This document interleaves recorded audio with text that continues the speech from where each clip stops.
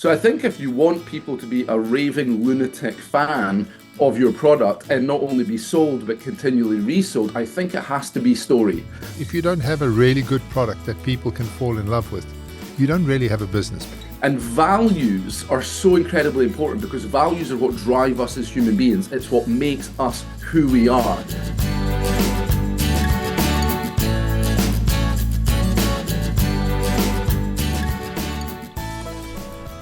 Ali, welcome back. It's good to have you again. Wonderful last session. Just loved it.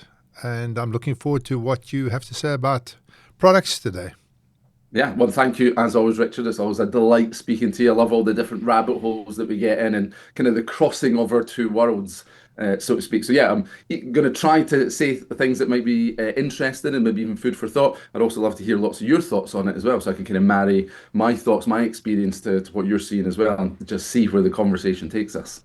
Yeah, so today we're going to be talking about the product and how important the product is specifically in a direct selling or multi-level marketing business. That's right? That is correct.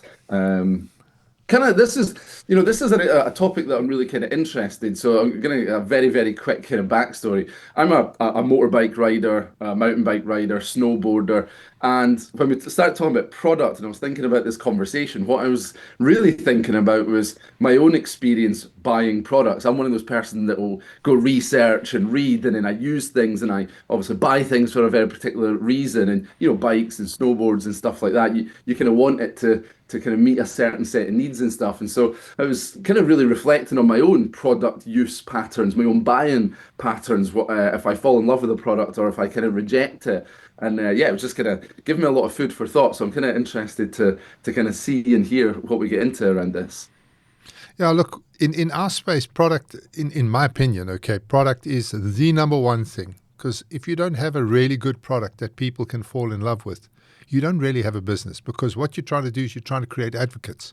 You're trying to get people who are going to, with a clear conscience and a really good heart, go out and tell their friends, their family, and people they know about the product. And so for me, it's the foundation of everything in a direct selling business. And when it comes to retention, I think personally, it's the number one thing. People are brand loyal.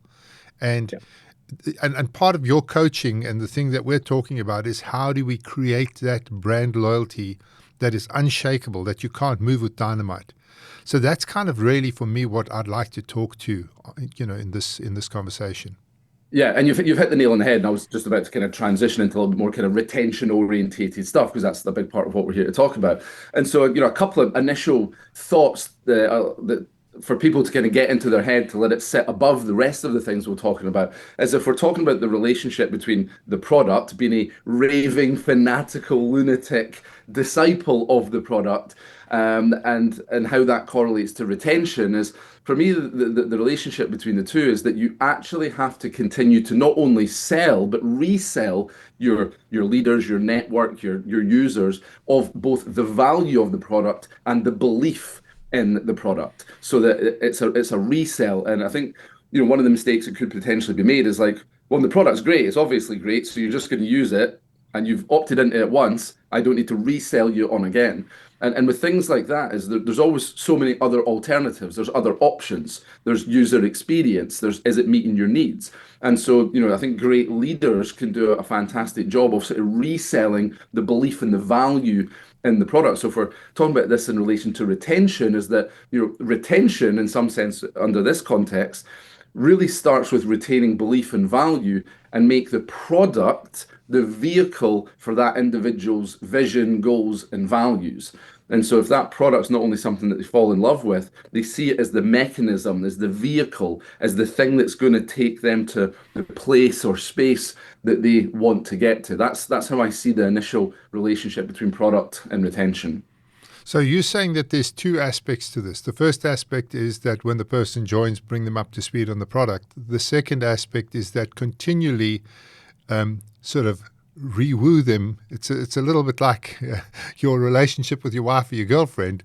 You can sell them on yourself on day one, and if you don't do anything about it, by day 365, they're thinking, well, this is boring, let's move on. Yeah. So is that the kind of idea you're putting out there? Yeah, it's the resale because if we look out into any market space nowadays, we are in the age of abundance. Even within I'll give you a quick example. Snowboarder. My brother and I have been having this ongoing debate about what's the best snowboard that kind of meets our needs and allows us to ride the way that we want to ride. So I went out and got us a couple of snowboards, and I think it's amazing, and he thinks it's less amazing. I think it's because his technique is poor on the board, and I'm obviously the superior rider, obviously. And so Obviously. he went on his snowboarding trip the other week, and he test rode about 8 different snowboards over the course of that week. Like testing this, and getting detailed reports. I'm getting voice messages. I'm getting phoned in the evening. It does this thing better, and it's not as good in this way. And that's product. That's product usage, right? Because we've got one. And we recognize that it's good, but it's also short, it's got its shortcomings. And we recognize that there is so many alternative options out there. So we're in the market consistently looking. And I got on my snowboard pretty much at the same week, went off to the Alps and blasted about. And I thought the snowboard was amazing. And so I was resold on the board just by riding it. And actually, him trying to tell me that there was other better ones out there, I was like, well, yeah, there might be, but actually, I like my one. And this is something that's really important when we're talking about, the reselling. Is I resold myself that I had the right board, whereas he's out there looking for alternatives. Now, while I'm So going, let's say, and you resold yourself by actually through experience. You actually went yeah. and rode it. But there's obviously other ways to be resold on the board. I mean, if you went online and there was an advocate, somebody very, very knowledgeable, who was saying, I just won the Olympics on this board, or I did X, Y, and Z, that would lock in your belief a lot better, I should imagine. Yeah, so this is where it starts getting to, slightly more sophisticated stuff. So if we're talking about you have to resell yourself or resell your people. Now, actually, if we're talking about this, it almost opens up a conversation around sales as well, right? Because if you want screaming lunatic loyal fans to a product and we're saying that you have to resell them, then if you're trying to continually resell your product to your network, your leaders, and so that it enhances the belief, and it is that you have to be more sold than anybody. You have to be your first sale. You have to be more certain than anybody because that certainty will lead. If there's rapport, usually whoever is most certain will influence.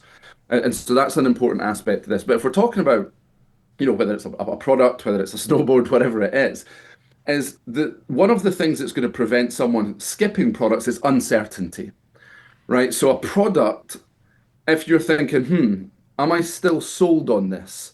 Is there a better alternative?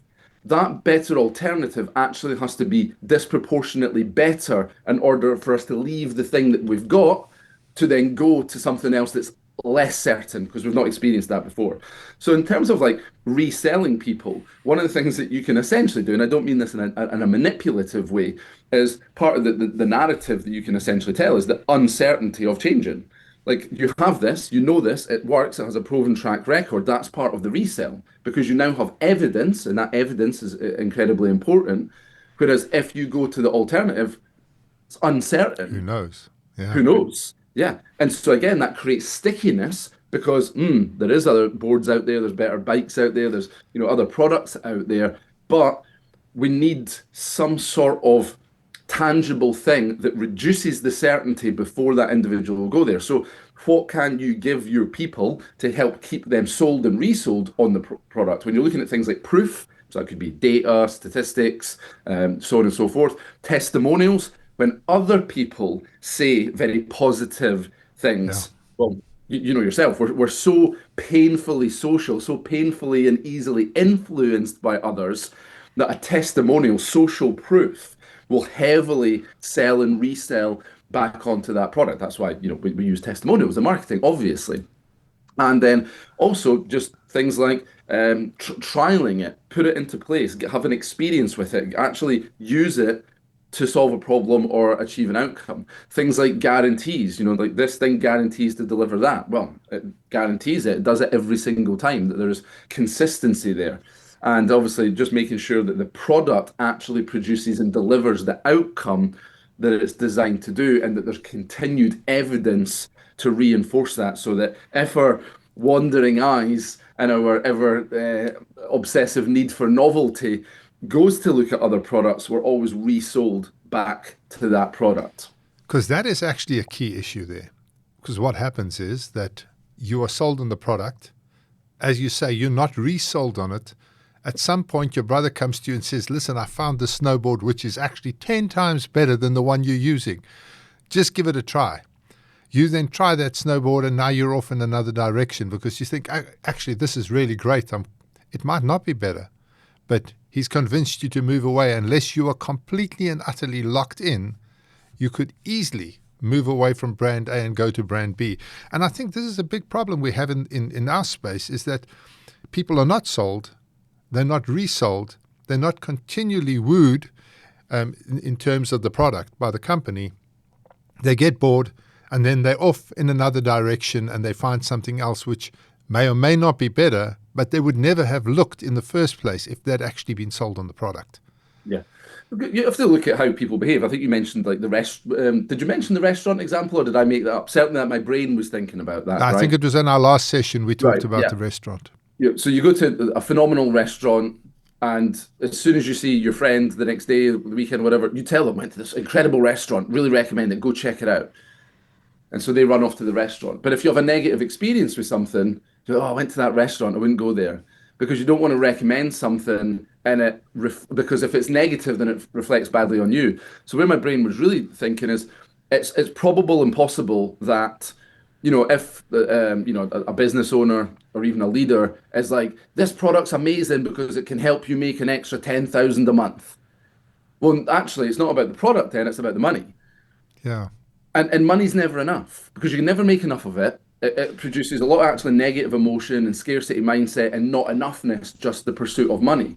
But if you fall in love with the product and you are obsessed that this is the best product ever, you will fall over yourself to share that with other people because the belief Exactly. is there. Because people, it's like, what do you do when you achieve something or find something out or have an abundant resources? You want to go tell people, you want to share people, you want to notify or inform people. Like for example, I take like functional mushrooms. I'm a big fan of like lion's mane and things like that. I think it's really great for focus, creativity, cognitive function. Anytime someone starts talking to me about feeling tired or I'm struggling writing copy, I'm like lion's mane. And in the mushroom world, there's lots of inexpensive ones that are very low quality, and there's some really good ones that are organic and non-GMO, and really you can feel the benefits of it. And so I'm ranting at people, don't go to these products here. This is the product, this is the vibe. I make no money off it. I'm not on commission. I'm not incentivized to do that. But for some reason, I've had a really positive experience using my little tincture of raw, organic lion's mane, that I have with my coffee and feel that I'm tapping into the universe at some crazy level. It just helps with cognitive function. And for no reason that I can kind of consciously be aware of, I'm running around to all my friends and even sending them links on WhatsApp saying, this is the lion's mane. Why do we do that? Well, there must be something so deeply ingrained in us on a kind of social level, a psychological, social need to connect and add value, and something about reciprocity in there as well, probably. I want to bring you value as a good friend, as a good person, and Yeah. hopefully that will be reciprocated in some way.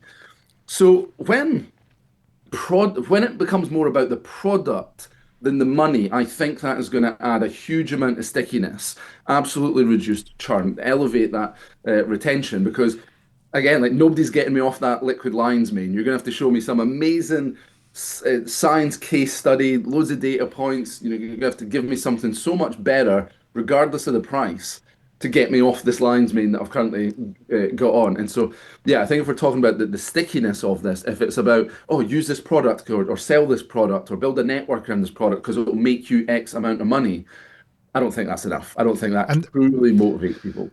and the thing that you're saying is quite true because people are honest, fundamentally. They don't want to rip people off. They don't want to bullshit people. They don't want to tell them something that isn't true. They Hmm. will not refer a product that they actually don't believe in heart and soul. If you go to that lousy restaurant, you won't refer it. You might not say anything negative to somebody about it, but the chances of you telling somebody to go there are zero. Even Yeah. if you go to a restaurant where you've had an okay experience, again, you're not going to say, hey, you should go to that restaurant. It's really okay. I mean, that just doesn't come up in conversation, you know. So the experience that a company needs to give somebody on their product has to be exceptional. And that means that the product has to be exceptional because people are fundamentally honest. They don't want to be con artists. Now, if you sell something that you don't believe in for a paycheck, then the word for that is con artist. That's what it is. Yeah. If you are selling something you don't truly believe in yourself, then it's very, very difficult to justify why you're doing it. Because if you don't believe in it, why are you selling it to me? You know? So I think that your point around here about making sure that not only that the people are trained up front on how this product works, why it's good for them, you also said getting them to have an experience with the product. I think that's critically important. If you can get them to experience the product and have a positive experience, which again talks to the fact that the product must do what says on the label. Yeah. And that just brings me to something. It doesn't have to do something absolutely out of the world incredible, but it does need to do what it says. So if it says, listen, you put this on your hand's going to go blue, then your hand better go blue. Otherwise, it's just a con. So from that perspective, if the product does what it says it does, and then you create this amazing training that teaches people that, hey, what we said is actually what it does. And if what it does is awesome, that's even better. That makes it sellable. And then your idea, I think, is quite true because people are going to get bored. They're going to forget. Memories are short. You're going to have to keep on getting them to have an experience with it, keep on getting them to use it, keep on getting them to experience it. But there was one other thing that I was just thinking of while you were talking, and that is every single person who visits the company's website, and I don't know why I put it in air quotes, doesn't need to be in air quotes, it is a website. So anybody who visits the company website, if you've got your Google and your Facebook and your Instagram and all of those pixels on that site, then what you can do for a very small amount of money is you can run YouTube ads, Facebook ads, Instagram ads, LinkedIn ads, whatever, and you can just target or retarget those people who've already seen your product. So that would be any customers you've had, that would be any IBOs or distributors who've ever come, and you could just have reinforcement advertising so that when they go onto YouTube or they go onto Facebook or whatever, they see the company's advertising popping up. Now that remarketing advertising is dead cheap. But if you talk about a mechanism to continually remind people about how brilliant the product is, and you could have, I don't know, referrals, people saying, hey, I used this product and this is what it did for me, or all of those kind of things could be out there. And again, because it's remarketing, it is dead cheap. So you're spending very small amount of money to embed that brand in people's hearts. And these are people who've used your product, already love it, already engaged with you, etc. Yeah, spot on. And this is part of not only selling, but reselling, demonstrating value in the eyes and the minds of the potential users of the product. And in some sense, it's a form of corroborating evidence. And what I mean by that is frequency, like how often something is seen, often has a direct correlation to the belief of how good or valuable it is. Starbucks is an example of that. They are deliberately on every single corner, even though they've got one on that corner, there's another one on that corner. And part of the reason for that is they're playing a volume game. And it's, like, if you're a coffee connoisseur, you might, I would never go to Starbucks. But if you say to most people that are just, they'll go have a coffee as a social thing with a friend, but they're not coffee snobs or anything like that, is you'll hear it all the time. Oh, we'll just go to Starbucks. And or you say to someone like, where there's really good coffee? If they don't know anything about coffee, they might go, oh, there's Starbucks. And part of it's not that necessarily Starbucks is the best experience, the best cafe or eatery. It's certainly not the best eatery. People might love or not love their coffee. There's definitely better coffee shops, let's say, for if you're into that sort of stuff. But actually, a lot of Joe Publics would just say Starbucks because of how frequently it's seen and viewed. And so that, when you're retargeting with ads and stuff like that, I think was it in the 50s, it was only something like 3 to 5 touch points that marketing would need before a customer was ready to buy. And I think it's probably something like 25 now. I encourage everybody to Google that statistics to actually get the accurate number. But I think, if memory serves, because I was reading up on this recently, is I think it is something like that amount of touch points. It's certainly at least the very, very high teens, and it might be into the 20s now, because we need that corroborating evidence, which is a form of indoctrinating into the value of the product. And this goes back to, I think I told you about it a lot on one of our previous conversations, but um, I research a lot of the direct selling and MLM companies out there because I want to see what's going on in the world. And one of the companies I joined was Amway. And during my tenure there, I went to their product training and they told us about this product that they've got, Neutralite. And they told us at the time that they own the farm and they don't use any herbicides or pesticides on the farm, that they own all the farms around their farm. And again, they don't use any herbicides or pesticides on the farm. They showed how they used ladybirds to deal with aphids and spiders to deal with insects instead of using pesticides. They showed how they took the product and put it straight into their packaging, and it was a 24-hour turnaround time until it was in there. And the efficacy of that was amazing. And even though it was a bit more expensive, I still buy that product today. So I went to their presentations and their training 20 years ago, and I still use that product to this day because they locked my belief in through that training. And so one of the things that I like to say to our clients, if you want to retain people, get them to fall in love with your product. Because even if they stop being a distributor for you, what you want is for them to continue using your product. And you never know. A person who loves your product, you could easily switch them on again. A person who does not love your product, if they leave as a distributor and they just leave the business, you never get them back.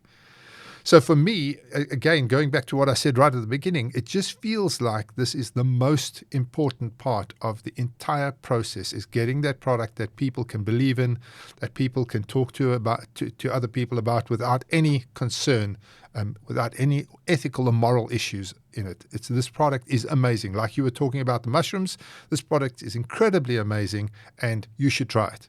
And doing it in such a way that they know if the person tries it, they're going to get this response that, wow, I can't believe it. Why didn't I know about this before?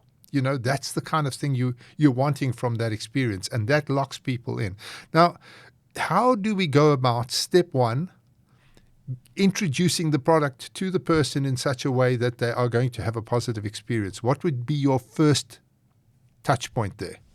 Yeah, no, I'm glad you asked that, because actually I was just about to say, I think I've got a little model here. So for those that don't know, I'm a coach, a qualified accredited coach, and one of the things I love to do is to take things like this and figure out what is the model that makes this predictable and repeatable in terms of, coaching other people through it. So I think the very, very first thing, and you've hit the nail on the head and actually inadvertently already answered the question before you asked it, and it was, you have to create a story. And so it starts with the story, because I could say, like, okay, like there's this motorbike and it's really fast and it's got this amount of brake horsepower and the electronic suspension can adjust it, 17 times a second, and it's got tilt assisted traction control. And I can give you all these details and you think, wow, that must be a really good bike because it's got all these specs on it. Actually, what I really should tell you is, imagine on a Sunday morning waking up just as the sun was coming up and deciding to put on your new bike jacket, your new bike helmet, wheel your bike out the garage, throw your leg over it, and cruise down the highway next to the coast and get a coffee and sit and watch the birds and all that stuff. If I tell you a story of when I was on the motorbike on the north of Scotland, going through all the mountains and the passes, or the time I rode my motorbike to Italy and back through all the mountain passes in the Alps. If I tell you a story around that, you're going to buy into that, or certainly be intrigued by that, or engaged. That's probably the best word, engaged by that. Way, way, way, way more than me just saying, oh, there's this motorbike and it's got, 150 brake horsepower and it's Yeah. got, 6 gears and it can go that fast and stuff. Yeah, that will be important and relevant at a point. but actually the story that you can tell people, and you just hit the nail on the head there, Richard, with your story about like they own the farm and the bees and the bugs and the spiders and the no pesticides and all that stuff. It's like, wow, that's really, really cool. So I think if you want people to be a raving lunatic fan of your product and not only be sold but continually resold, I think it has to be story. And it has to always be story. Because if you think about human beings in our culture, look how obsessed with story we actually are. The amount of movies we watch, the books we read, the shows we consume. One of the things that I'm kind of into is that, the hero's journey. Is it Thomas Campbell, the hero's journey? So the hero's journey, anybody can have a really quick Google of this, is the hero's journey is essentially the pathway, if you like, the model, the framework that pretty much every single movie, book, show is built upon. And the hero's journey is really, really simple. That there's basically, you're normally in a normal state, and then there's this call to adventure. There's usually some sort of drama, and then they meet a mentor or a guide, and that mentor or the guide helps them cross the threshold into the new world. And in the new world, there's dragons to slay and adventures to be had, and usually the hero gets their ass kicked, and then they have to rise out of the ashes like the phoenix and all that stuff. Then they go back and they overcome the dragon the second time around, and they're the hero, and then they get the magic elixir, the sword out the stone, and then they go back, but they are transformed and they are that better version of themselves, and everyone's like, yeah. So if you think of like the Star Warses and the Rockies and Top Gun and all of those kind of ones, just about even Harry Potter, all of that stuff is built on that. But I know I'm away down a rabbit hole now, but it's to reinforce the importance of story. We're obsessed with story. It's so woven into who we think we are, who we want to be, and the culture that we live in, that if you can create an amazing story around your product and why it exists and why it's a valuable product, that will always outweigh you can make more money or it's got these specifications. Yeah. So, well, I mean, that is amazing. So you need to sit down with your product and you need to see what story does this product elicit? I mean, Yeah. what is the journey that has happened to make this product a reality? And also positive outcomes that have happened to people's lives. How has this changed people's lives? And it's not at this point, it's not about the money they made. It's not about the fact that they bought themselves a Lamborghini and live in a fancy house in the south of Italy. It's about the actual product and what that product does for you. Because that's your number one thing, getting people locked in. And then that story, I mean, if you can create a strong story, you could perpetuate that. Yeah. So that could Yeah. be part of your ongoing advertising and marketing and reintroducing people to it, because that story could have a continuous arc. I mean, it could be Top Gun 2 and Top Gun 3, or in the case of Rocky 976. Yeah, exactly that. So step one story. There's a step two. I could actually sequence this to about 4 or 5 steps. So step two that goes hand in hand and perfectly supports story is values, right? Because in a story, what is it? It is a store of value. That's what a story is, a store of value. Think about kids' books. Usually there's some sort of narrative, a lesson. And what's the lesson about? Values. If you do this, there will be a negative consequence. If you do that, there'll be a positive outcome. And so story is actually a store of value. And values are so incredibly important because values are what drive us as human beings. It's what makes us who we are. It informs what we point at, what we consider to be really important. It informs our perspective. Like you and I are incapable of seeing any situation the same because you see the world through the lens of your own values. And there's a really great quote. It says, the world is revealed through the template of your values.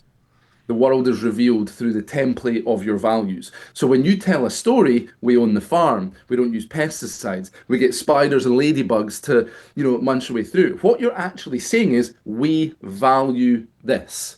This is important. Now, if that's also important to you, we've got a place for you. And so we create a story, but actually what we're doing is we're demonstrating our values. Now, our values are all slightly different, but what we're looking for is complementary values. Like, do you believe that this is important? Do you believe we need less of that and more of this? Yeah. Let me tell you a story. And the values within that story are going to resonate with you, and you're like, yes, that's what I want to be a part of. So you start with the story, but the values must be woven throughout. And you can actually be quite, I would actually say, be deliberately polarizing around this because you want people to love it or leave it. Yeah. Do those values absolutely align with me, or am I actually a little bit like offended by it? And I'm not saying, go around deliberately offending people or upsetting anyone or whatever that is, but a little bit of polarization is about putting your flag in the sand and saying, this is what we believe, this is what we value. And if you're not about that, that's okay. But if this is your vibe, you're over No, I here. see you did this and it popped. Yeah, it does Look, that. look, and this is so important because very often a person's values, if they don't align, they are not going to be successful. So getting their values to align is absolutely critical. And Yeah. I'm just on this point. I've had many people over the years. I mean, I've been at this since the late 1980s. I've had many people over the years say, I will never get involved in multi-level marketing as long as I live. This is it's a scam, it's a blah blah, whatever. And then we introduce them to a product that they can believe in, that they can get behind, that they think, wow, this is absolutely amazing. And then they become such advocates of that product that they become hugely successful in the multi-level marketing space. So how important that is just ridiculous. I mean, what you're saying here is absolute gold. So you said that's number two. What is number three on the list? Yep, so we're gonna create a compelling story, and the story is the store of value. We need to demonstrate our values to get people to love it or leave it. Now, within that, the next one on that kind of journey, if you like, that model that we could use to help people get more people in love with their product and stick to their product, is the emotion. Is when we start talking about values, when we start moving towards our values, that initiates positive emotional circuitry, dopamine response, and things like that. Why is that important? Because dopamine is important for focus and attention. It's also incredibly important for motivation. And so you are dopaminergically rewarded for moving towards things that are connected to your values.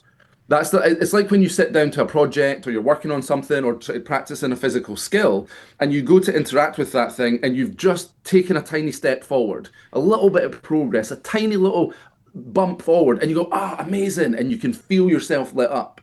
But actually, you can achieve something really big and still go a bit like, thought it'd be a little bit better than that, but and that's because you achieved something, but it didn't actually fulfill a core value. So there was success without fulfillment, and it's because the connection to the core value was missing. So if we're talking about values, we have to talk about emotion. Like, what is the emotion that you give people, and what is it you want them to feel, not only about your product, but what do you want them to feel when using your product? And so another example, talking about bikes and snowboards and stuff like that. I've got a couple of motorbikes. I can't tell you anything about the electronic suspension. I don't know how many torques it's got. I don't even know what a torque is. What I can absolutely tell you in stunning detail is exactly how it feels when I throw it into a corner and when I wind the throttle on the way out of a corner. I can tell you the emotion that goes through me when I'm sat on that bike in the summer in Scotland going past a beautiful loch. I can tell you exactly how that feels. Don't know anything about the bike, how it works, the data, the specs, but the emotion of being on that thing is every time I think about that bike that's in the garage, I can feel it pulling me because I know the emotion of getting on that bike and knowing I'm not coming back until 5 o'clock today. Or, heading in one direction up the north of Scotland, knowing that I'm staying away overnight. I know the feeling of that. And that's why I'm so in love with that product, not because it's specs or, I can tell you the emotion that even when I look at it on a summer's morning, the feeling that I get. And that's what we need to sell and resell people on, but by giving them, and I'm going to connect this to the next point as well, which is really about experience. So we've got story, we've got values, we've got emotion, we've got experience. Again, like the experience of being on the bike. And you could say that it's a little bit chicken and the egg between like, is it experience that produces emotion or is it the emotion? and the experience, but it doesn't matter. It's that when we give people a stunning experience, that's what's so important. And this connects back to something you said earlier about, does it say what it can do? Because the expectation must align to the experience. Because if you're promised one thing, but actually it doesn't deliver that, or it delivers something slightly different, if there's a disconnect between expectation and experience, that's something that fractures trust. That's something that causes us to reject product and not want to use it. So it never does, it actually does that thing particularly well, but it doesn't actually do the thing that it says that it does. And that annoys me. Yeah. And so, yes, the story must demonstrate the values. We have to really think about the emotion that we want somebody to feel, and we can do that by creating certain experiences. And that the motorbike analogy is perfect. When I ride that motorbike, I'm having an experience, and that product. My brother's got a better motorbike than me. He's got a fancy BMW one. I've got a Yamaha one. So his is about a 6 grand more expensive motorbike. It's got better electronics. It's got a bigger engine. It's got more power. It's a better bike on paper in every way, shape, or form. And he always tells me that I'm underbiked. I should, now get a bigger, better bike. I've got enough experience to have any bike that I want. And like, yeah, he's right. He said, why don't you get a BMW? They're better. Like, yeah, on paper they're better. They're better. When I ride his, I don't feel anything. I I'm with don't you. get anything from it. It doesn't speak to me. It doesn't resonate with me. It's fantastic. It's a phenomenal bike. Doesn't make me feel anything. Mine, the less good bike, gives me better feelings. When I jump on it, when I chuck it about, when I look at it, it feels better. The experience and the emotion is more, even though the product is technically not as good a product. And I am so loyal that I've had 4 different versions of that bike. Every time they bring out the latest model, I'm like, take the old one, take some of my money, give me the new one. There's better bikes out there. But the I'm with you. experience I have and the emotion that it produces, it gets me right in the feels. I am stupidly loyal to that series of bike. So I'm look that I mean that's what it's all about. And again, you're not looking anywhere else because of the experience that you've had with that. You're not looking at another option. You're not, and you will actually sell people on that bike as well. If somebody says, "Listen, I'm thinking of buying a bike," you're not going to go out to them and say, "Well, why don't you buy a BMW?" You're not going to do that. You're going to say to them, "Well, when you get on this thing, it feels freaking amazing," and Yeah. off you go. Yeah, yeah, exactly that. It's so playful, it's so fun, but the other one, I just don't feel that way about it. So, if we're talking about the framework for this is start with story, make sure that your values are present and you align your values, and the right people will come to you. We have to create emotion and experience that kind of go hand in hand, because that's really what we want. We want the experience, like I don't want to buy a drill. I want a beautiful shelf. It's like a beautifully mounted shelf with all my family photos on it. So I'm not really buying a motorbike. I'm buying access to the north of Scotland on the back of this incredible vehicle that makes me feel a certain way. The I'm fact with that it's you. got an engine and 2 wheels is just kind of like coincidental in that sense. So the next one is impact, right? So we've got the story, we've got the values, we've got the emotion and the experience, impact, right? Because primarily we're all kind of selfish in some sense, like what's in it for me? Like, because we've all got our own needs and wants, and that's okay. We're trying to fulfill those needs. But at a point, it has to be more than just me. It has to be more than just my selfish needs and wants. Once I've got this and I've got enough of this for me, once I've met my need and filled my cup, what you'll no doubt have seen many, many times is what do? I want to help. I want to share. I want to teach. I want to enable and empower others. I want to contribute. And so Actualization. exactly that. Yeah, exactly that. That's And so Maslow's when pyramid. We're moving up the pyramid now. a little bit, yeah, a little bit. And so we have to also think about the impact. And I did touch upon this very briefly earlier on, is that this product needs to become a vehicle for doing something else. It needs to be a vehicle for taking that individual towards their vision, their values, and their goals. And one of the things that pretty much everybody wants to do at some level is give to others, to contribute, to have a positive impact on the lives of others in some way, shape, or form. It can be recommending a little thing a lion's mane. It can be, doing something much bigger and grander than that. But actually, it doesn't matter the scale of it. It just matters that we're able to do it because it makes us. it fulfills us and rewards us on a completely different level. And so with the product, as well as it, solving problems and meeting your needs and all of that sort of stuff, is by being sold on the product, what impact can you have on the lives of others by using the product? Even to a certain extent, if you become really financially successful by selling lots of the product, what impact does that then allow you to have? Maybe now you're financially well off, maybe you can start a foundation, maybe you can give to charity, maybe you can, give to charity or start a charity or something. What is the greater impact that you can have? So it's not just about this product's the best, use it, it's the be all and end all, sell tons of it, make loads of money. It's actually about, well, what does this allow you to do? What is this actually the vehicle for? What would be so much more rewarding and fulfilling that you could do as a result of, the product or selling tons of the product? And I think that, again, if we're talking about engagement and motivation, which is a big part of this conversation, is that's going to really motivate someone. Like one of my goals with, my business and my financial goals is I've got a friend that I just absolutely adore. We've been best friends for 30 years or something like that, and his focus isn't money. He's not really money orientated. He's really into other things, and so makes no effort to kind of make money. So one of my goals is, because he's been such an incredible friend to me and given me so much, and supported me throughout so much different stuff, is like, I'm going to make a boatload of money and pay his mortgage off for him. Now, whether he would let me or whether he would want me to or anything like that's an entirely different conversation, and it might never happen. And somebody could give me 10 reasons why that would be a terrible idea. But for me, it's actually really inspiring, the thought of me going and saying, I don't want you to ever have to worry about this, so I'm just going to clear your mortgage for you. Like, in terms of the contribution and the impact as the smallest gesture of thanks, that's actually really motivational to me. It might never happen. I might never do it. It maybe wouldn't want me to. I'm sure he would. But what I'm really saying is that I am incredibly motivated by having an impact beyond my own stuff, because there's only so many motorbikes I can own and so many snowboard trips I can take, is it has to be about something or someone else. And so the impact is incredibly important.